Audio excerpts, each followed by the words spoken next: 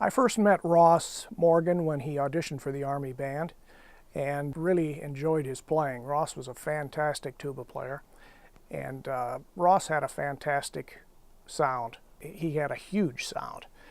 Even though at that time he was playing a little Cervini Piggy, he still had a great sound. Well, I first met Ross Morgan in 1974 when he first joined the band. Didn't really know much about him at first, but I would hear things about him. Ross was in the ceremonial band and I was in the concert band at the time when he first came in. But I'd keep hearing these stories about him that were rather unusual, to say the least. I soon became fast friends with Ross, and we roomed together, I guess, for nearly 20 years in the band. Ross was a great guy. I liked him from the start. He had a wonderful personality, he was funny, and we just seemed to hit it off. Probably the one thing I miss most about Ross is his sense of humor.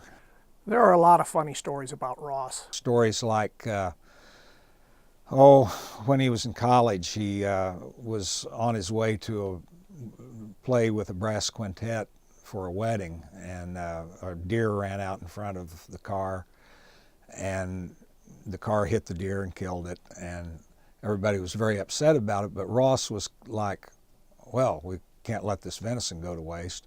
So in his tux, he just field dressed the deer, tied it onto the car, and they went to the wedding. Those kind of stories. I remember one time we were up in New York, upstate New York, I think Messina, New York, on a band trip. And we were all sitting out by the pool. There were just so many lawn chairs, not enough for everybody. I was sitting in a lawn chair, and Ross came over and asked me if he could sit in the lawn chair. And I told him, you know, Ross, I'm pretty comfortable here. And so Ross, not wanting me to have the lawn chair, and he couldn't have it, so he folded me up in the lawn chair. You know, before I even really got to know him, I kind of felt like, hey, this is somebody really unusual, very special. I need to get to know this guy. And I'm glad that I got to. Ross was an inspiring tuba player. I sat next to him for many years in the concert band. I was always amazed at Ross's ability to get a huge sound. Now, he played on a huge tuba, but any tuba he played on, he made a big sound. Ross was one of the finest tuba players I've known in my career, both here and also in the Marine Band.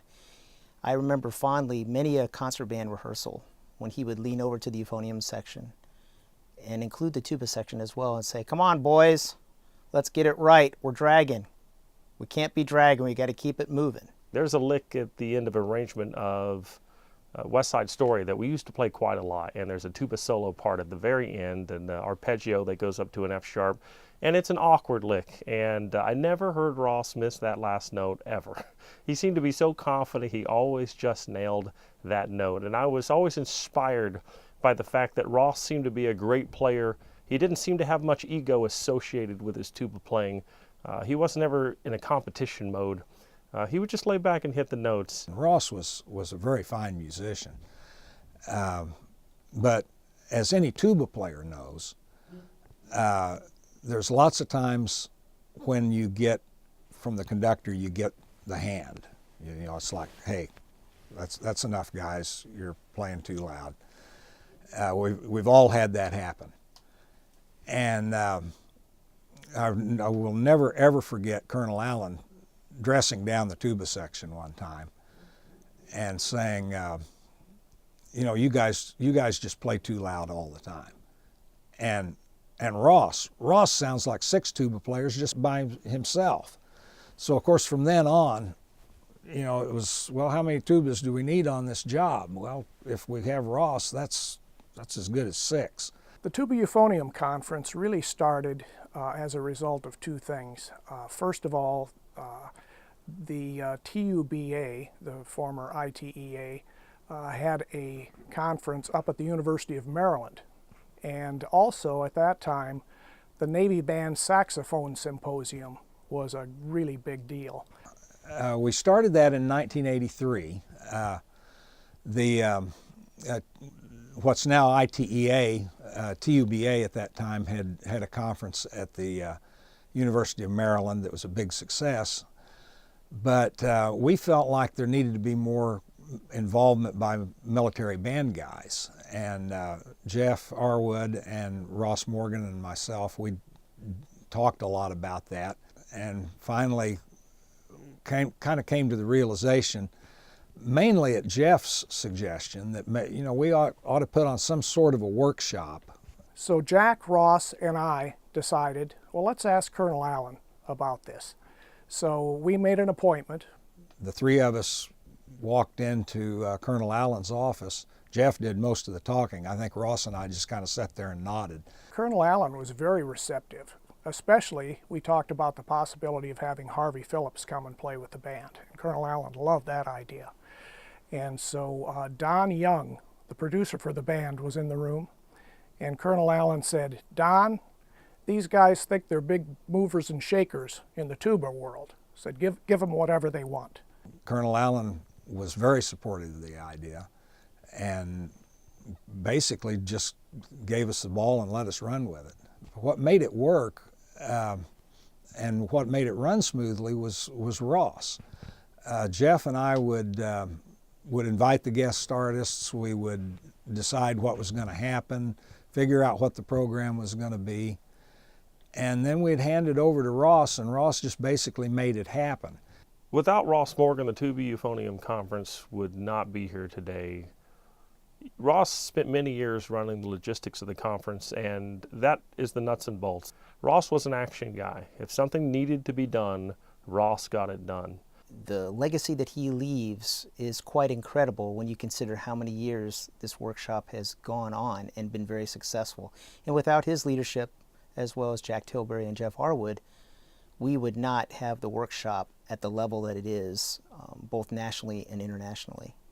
Ross played an important role in transitioning between the founders of the Tuba Euphonium Conference and the next generation. Ross was the bridge and left us with a legacy of a conference that's still very alive and healthy and still brings something very unique to tuba and euphonium players. I think one thing that as I look back on my friendship with Ross over the years that has stuck with me is that Ross was just a regular guy. One of my lasting memories of Ross is what he would call the tuba party, for lack of a better term, that he would have every fall at his house, and it would be a crab feast. And he always provided the crabs, all the drinks, all the fixings, and he opened up his home each year for all the tuba and euphonium players in TUSAB. And that was always kind of a nice time to be able to get together, to be able to share stories, and also to hang out with some of the guys that had gone before us that had retired previously. I early on realized that Ross's family was really important to him, that Ross enjoyed the role of husband and father, and I got many small snippets of role model from Ross about how to be a husband and how to be a dad. Ross was one of these guys that reminded you of where you came from, because he reminded us of where he came from. He was very rough on the outside. Nobody would disagree with that. But he was a marshmallow on the inside. I'm sure people that went in to talk with Ross that had problems could see that. Ross really went to bat for the people in the band. He had an affinity for people in the band. He wanted the best for them. What I miss most about Ross is the fact that he always gave you a fair shake, regardless of whether or not it's the answer that you were looking for. I always respected the fact that Ross was a straight shooter. You knew that you were going to get from Ross what was in the best interest of the unit and in your best interest, whether you liked it or not. He always tried to do the right thing. The funniest story that I could possibly share about Ross was actually my first job with the concert band. And as we were sitting ready to do our patriotic opener, this was probably 10 minutes before it started, Ross gets my attention. He elbows me, and he's got this really, really devious grin on his face. And he whispers to me, he says, "Watch this." And he pulls out his main slide, and he empties it in the saxophone player's cup that's sitting in front of us.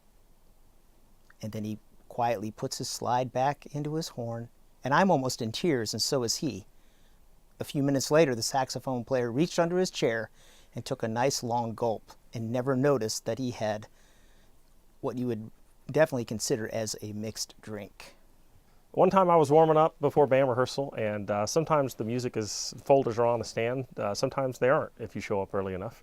And so I was warming up, and somehow Ross decided he was going to hand out the folders. So he was walking along the stands and setting the folders on the stands, and he put my folder on my stand. And just to sort of be funny, I stopped playing, and I looked at him, and I said, "Sergeant Major, could you please open that for me?" And Ross said, "No problem." Grabbed the folder, pulled it as hard as he could. All of the music went flying. The folder went flying. The stand fell over. And Ross looked at me and said, "Anything else?" I said, "No, Sergeant Major, that'll be fine." Yeah, that's what I'm going to miss. Somebody once said, think of the nicest person you could think of. Next to Ross, he was a bum. Ross was a fantastic guy. Ross was the type of person you meet just a couple times in your life, maybe. And I was honored to have known him as my best friend, and I'll miss him greatly. I am proud of the legacy that he left here, and I wish he was still here.